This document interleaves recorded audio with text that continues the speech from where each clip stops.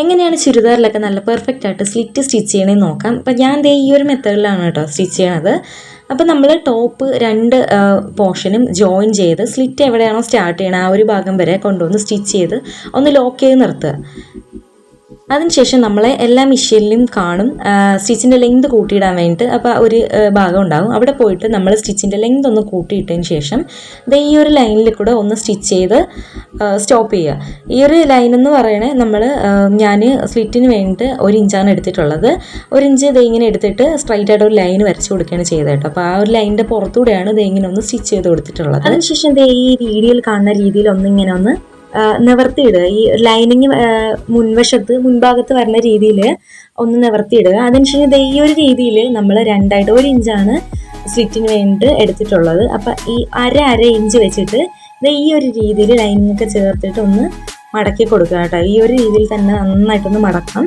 മടക്കിയതിന് ശേഷം നമുക്ക് അതിൻ്റെ സൈഡിൽ കൂടെ നോർമലായിട്ട് നമ്മൾ സ്റ്റിച്ച് ചെയ്യുന്നത് പോലെ തന്നെ സൈഡിൽ കൂടെ ഒന്ന് സ്റ്റിച്ച് ചെയ്യുക. ഇത് സ്റ്റിച്ച് ചെയ്യുമ്പോൾ നമ്മൾ ശ്രദ്ധിക്കേണ്ട ഒരു കാര്യം എന്ന് വെച്ച് കഴിഞ്ഞാൽ നമ്മൾ ടോപ്പ് എപ്പോഴും ഇങ്ങനെ ഒന്ന് കൈ കൊണ്ട് ഇങ്ങനെ ഒന്ന് നിവർത്തിയിട്ട് കൊടുത്തുകൊണ്ടിരിക്കുക, അല്ലെങ്കിൽ അടിയിൽ തുണി കയറിയിട്ട് ഇങ്ങനെ ചുളുക്ക് വരാൻ സാധ്യതയുണ്ട്. ഈ ഒരു ഭാഗം വരെ നമ്മളിങ്ങനെ സ്റ്റിച്ച് ചെയ്ത് തരിക. അതിനുശേഷം നമ്മൾ മെറ്റീരിയൽ ഇങ്ങനെ ഒന്ന് തിരിച്ചിട്ട് കൊടുക്കുക കേട്ടോ.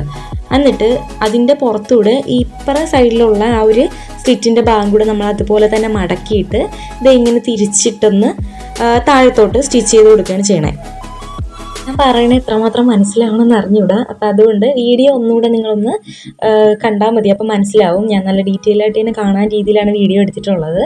കണ്ടില്ലേ, ഈ ഒരു രീതിയിൽ നന്നായിട്ട് മടക്കി കൊടുക്കുക. അപ്പോൾ നമുക്ക് 2 ഭാഗത്തുള്ളത് ഇങ്ങനെ നോക്കുമ്പോൾ തന്നെ അറിയാൻ പറ്റും. 2 ഭാഗവും നല്ല പെർഫെക്റ്റ് ആയിട്ട് ഒരുപോലെയാണ് നമ്മളിങ്ങനെ മടക്കി സ്റ്റിച്ച് ചെയ്ത് വരുന്നത്. കണ്ടില്ലേ, ഞാൻ ഈ തുണി നിവർത്തിയിടുന്ന രീതിയിൽ തന്നെ ഇങ്ങനെ ഇടയ്ക്കിടയ്ക്കൊന്ന് നിവർത്തിയിട്ടുകൊണ്ടിരിക്കുക. തുണി അല്ലെങ്കിൽ അടി ഭാഗത്തൊന്ന് പിടിക്കും കേട്ടോ. ലാസ്റ്റ് വരെ ഞാനിങ്ങനെ ഒന്ന് സ്റ്റിച്ച് ചെയ്ത് എടുത്തിട്ടുണ്ട്. കണ്ടില്ലേ, നല്ല രീതിയിൽ നമ്മൾ സ്റ്റിച്ച് ചെയ്ത് എടുത്തിട്ടുണ്ട് കേട്ടോ. നല്ല രീതിയിൽ നല്ല ഒരു വ്യത്യാസം പോലും ഇല്ല, നല്ല പെർഫെക്റ്റ് ആയിട്ട് കിട്ടിയിട്ടുണ്ട്. ഇനി നമ്മൾ ചെയ്യേണ്ടതെന്ന് വെച്ച് കഴിഞ്ഞാൽ നമ്മൾ സെൻറ്ററിൽ കൂടെ ലോങ് സ്റ്റിച്ച് അല്ല ഇട്ടത്.